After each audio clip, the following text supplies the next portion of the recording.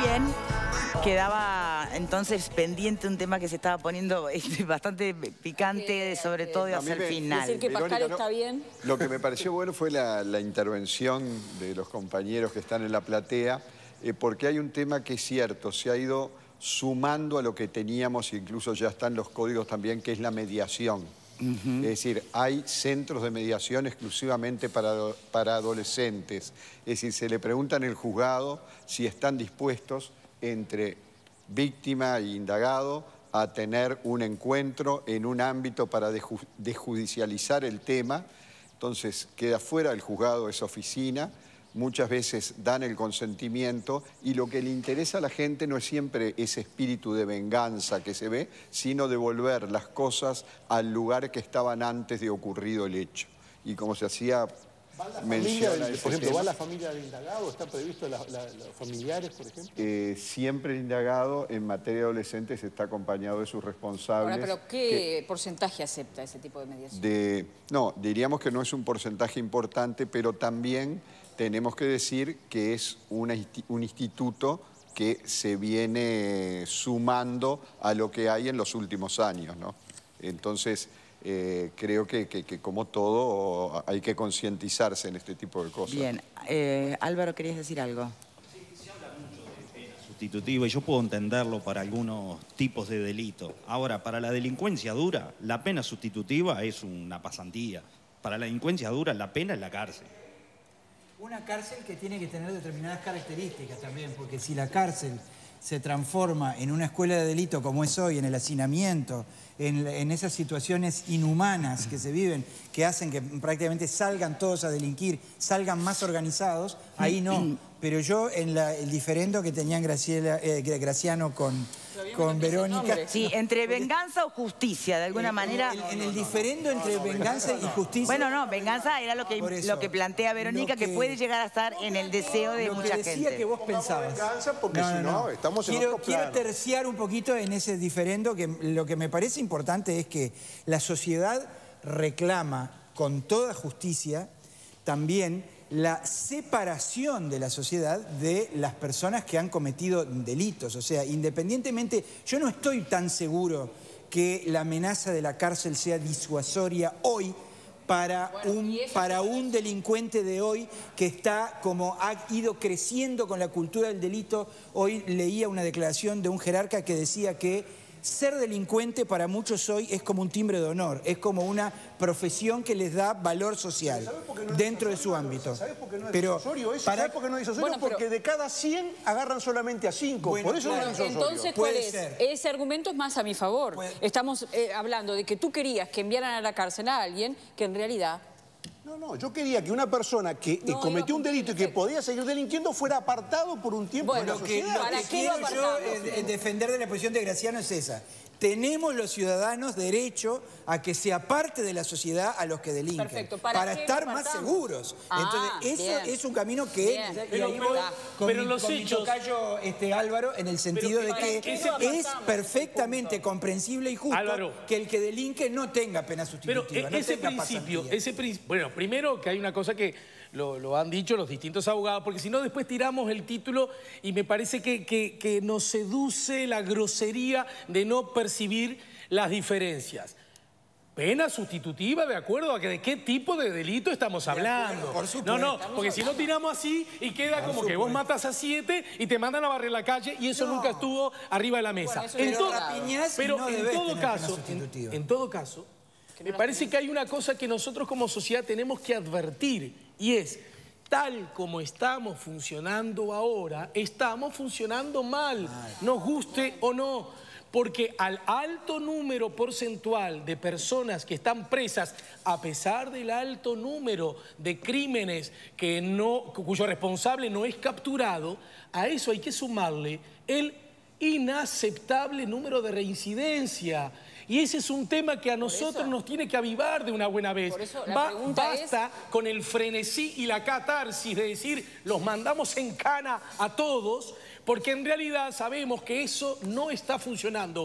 Porque nunca son todos y los que salen te la dan de vuelta porque en Uruguay no hay ni cadena perpetua ni pena de muerte. Y yo agrego, por suerte. Hasta que el tema no se aborde de esa manera, vamos a seguir teniendo este problema de la inseguridad. Pero estoy de acuerdo con Subía cuando dice, a diferencia de cómo analiza lo que dice Subía el doctor Paisé, estoy de acuerdo cuando Subía dice, sí, hay que hacer más cárceles. Esto no quiere decir que no haya que hacer más escuelas.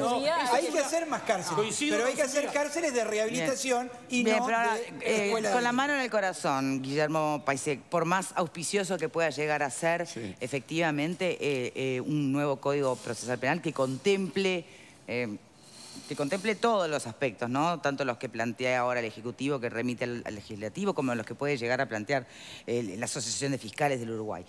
La pregunta es, muchas cosas requieren presupuesto. La más obvia es más cárceles. Pero toda esta reestructura jurídica que supone el Código Nuevo requiere presupuesto. Entonces, entre que se apruebe finalmente y aparezca el dinero para implementarlo, ¿cuánto tiempo más va a pasar? Sí, yo digo, por eso decía, me preocupo de la defensa porque es el lugar que yo ubico, donde estoy y donde hace muchísimos años pertenezco al Poder Judicial, entonces por ahí viene mi preocupación. Pero el Poder Judicial, dentro de nuestro Estado, es un poder cenicienta que no tiene ni siquiera su presupuesto propio. Sí, por más razón la pregunta, 2 por 3...